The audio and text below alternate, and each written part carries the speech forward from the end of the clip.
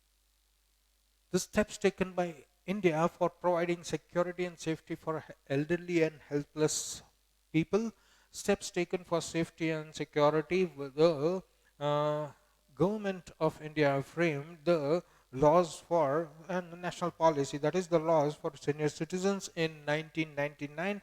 According to this policy, elderly people are given pension, that Atal Pension Yojana, right, for the elderly people with Vasahayo, and that is another thing, right? But elderly people, under various schemes, the senior citizens are given more interest on the amount deposited by them in the post office. Now, how to make them independent?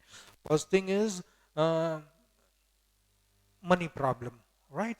They become a burden because of some disease or because of old age, right? They might need maid, they might need some cook because they are not able to cook for themselves, to go and buy vegetable. For sustenance, they need money. How are they going to get money, right? So, with the help of the pension yojana, every month a little bit of pension is given to them so that they become a little bit independent. Now, those people, old people, those who have already have money with them, they can deposit in bank. Suppose nowadays it's even less than 5, right? So suppose you're getting 5% per annum for the amount deposited by you in the bank, then the elderly people will get 1 or 2 or 1.5% more than that.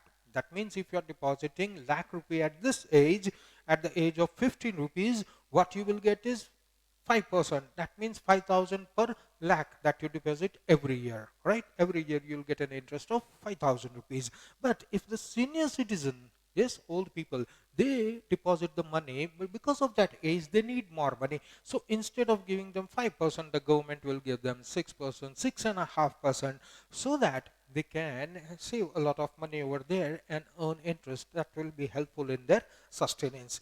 Now, they are also given 30 to 50% discount concession in bus, railway, and airfares. Right? This is another added advantage which is given to the elderly people. Yes, this helps them to save money wherever they are going in ST buses, wherever they are traveling by train or by air. Senior citizen gets 30 to 50% off, right? That means if you are paying 1,000 rupees for the fare, the elderly person has to pay just 500 rupees or maybe 600, 700 rupees, but not more than that. So he saves at least 300 per fare, right? So in that way, the government helps them out so that they can be financially independent, or they will not be dependent on someone. State government has opened old age home with all the basic facilities in the district. In each and every district, it has made a rule that there will be an old age homes where old people can come and stay, yes, at quite a negligible fee, and all the facilities. Now, what do old people need? Yes, um, right from morning to evening, whatever tea, snacks, food, is a little bit of entertainment, is a little bit of space to walk around.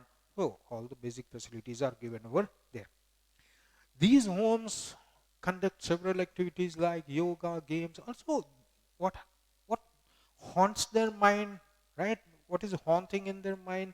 Yes, that my children have discarded me. Yes, I have lots of tension here, over here. So to keep them busy, lots of yoga activities, games, sports to ho nahi sakta is age pe, right? But then also at many places it's given activities to relax mind like yoga, games, small games, playing of music, and lots of lots of enthusiastic youth is also there.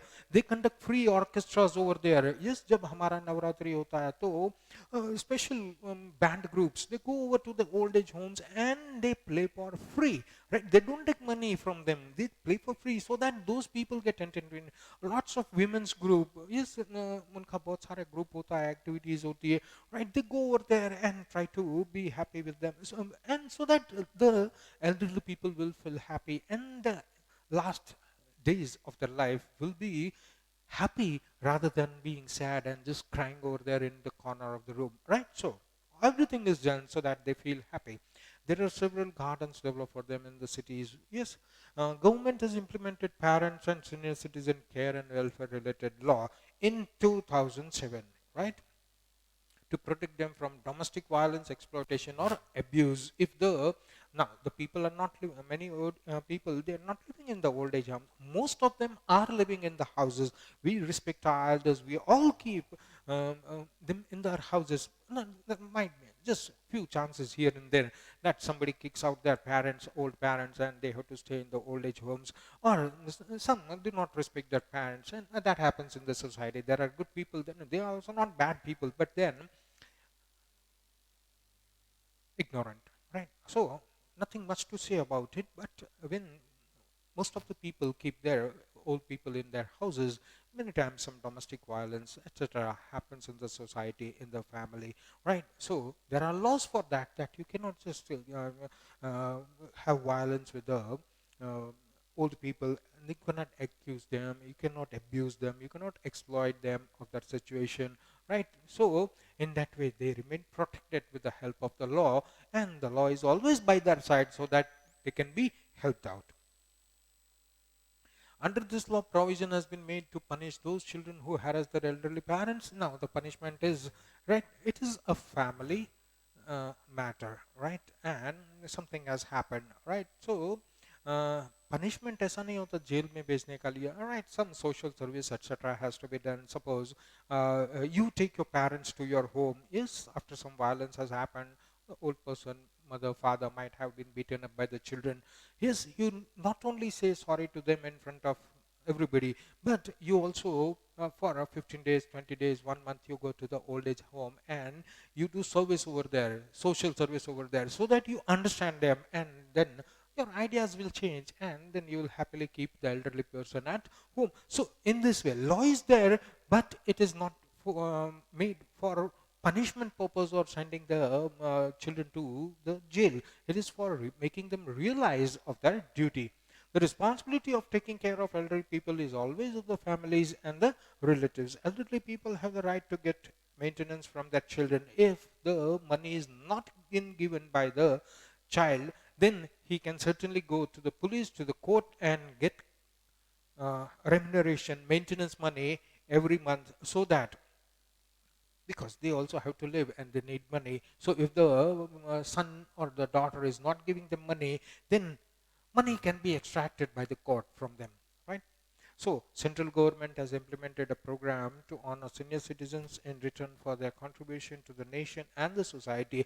The senior citizens, when they were young, right, till they were having quite a lot of strength and vigor, they had worked for the country, contributed to the country, to the development of the country in one way or another, because they were working. Now, if they were working and they were contributing, right? So, in that way, they contributed when they had strength. Now, they do not have that much strength to contribute more to the country. Now, it is they are nearing the end of their life, so the government and the people should respect them and uh, implement a program for the senior citizens to say thanks to whatever duties they have done for the country. So we end up our lecture over here for the day. Thank you, students.